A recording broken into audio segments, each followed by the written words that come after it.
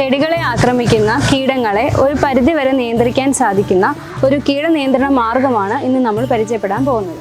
അങ്കിളെ, ഇന്ന് എന്താണ് നമ്മൾ ഉണ്ടാക്കാൻ പോകുന്നത്? അഞ്ചില കീടവരട്ടിയാണ് ഇന്ന് ഉണ്ടാക്കുന്നത്.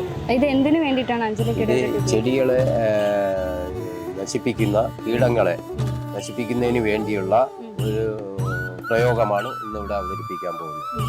അപ്പൊ എന്തൊക്കെ സാധനങ്ങളാണ് ഇതിന്?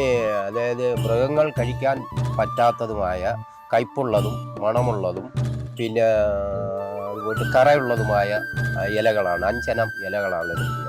അതിൽ ഇത് വേപ്പിൻ്റെ ഇലയാണ്, ആര്യവേപ്പിൻ്റെ ഇല. ഇത് ശീമക്കൊന്ന, അതാണ്.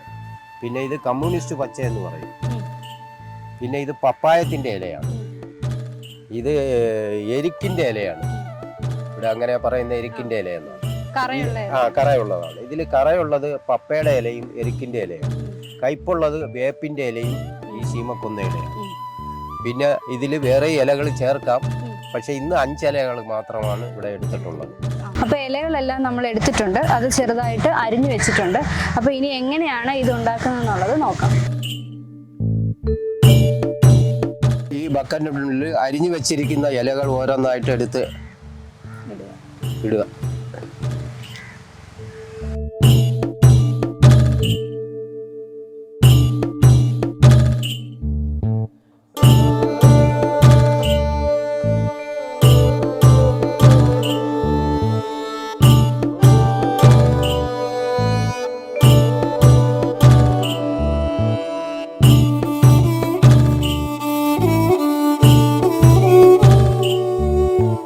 അടുത്തതായിട്ട് ഇനി എന്താ നമ്മൾ ചെയ്യേണ്ടത്?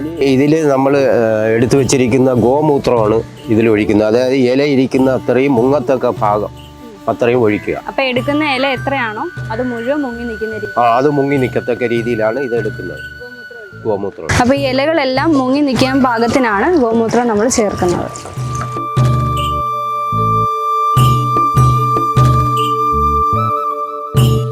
ഗോമൂത്രം ഒഴിച്ച് വെച്ചിരിക്കുന്ന ഈ സാധനത്തിൽ ഒരു ചണച്ചാക്ക് കൊണ്ടോ ഇല്ലെങ്കിൽ ഒരു തുണി കൊണ്ടോ കെട്ടി വട്ടം കെട്ടി വയ്ക്കുക. അത് 7 ദിവസം കഴിഞ്ഞ് അതിനെ നമുക്ക് ഉപയോഗിക്കാം.